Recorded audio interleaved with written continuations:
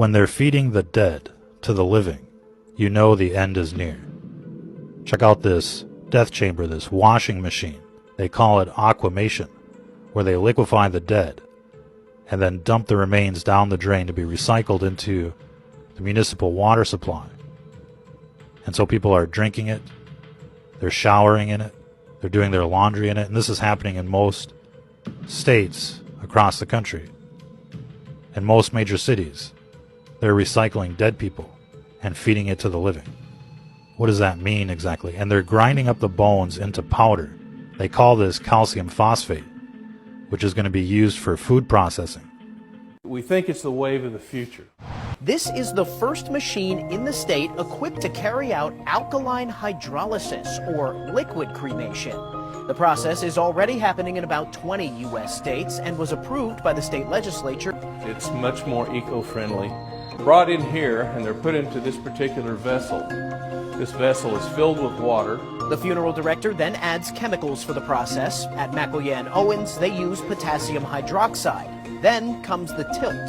Once everything's locked down, we then crank this. There'll be a little pop here.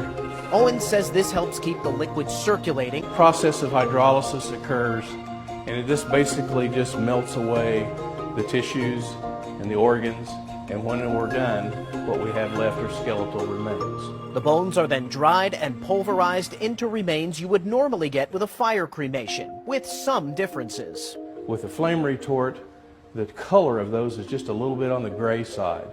Ours is pure white, and we get about 20% more ash than they get with a flame retort. There's also the liquid that's left behind of tissue and organs dissolved from the body. Owens says it's virtually sterile, broken down to its base elements with no traces of DNA or RNA. He even says that liquid is something that can be used in farming.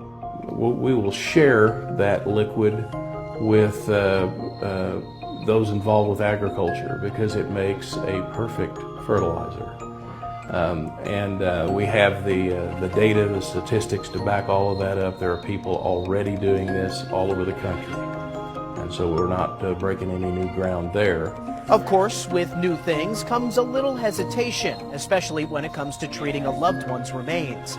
There's some squeamishness at the thought of dissolving the dead, but the directors say they've heard the exact opposite. People are more enticed by it when they hear about how much gentler a process it is. You know, there is no flame, there is no intense heat. And I can't tell you how many people have, over my career, have said, I just don't want to be burned.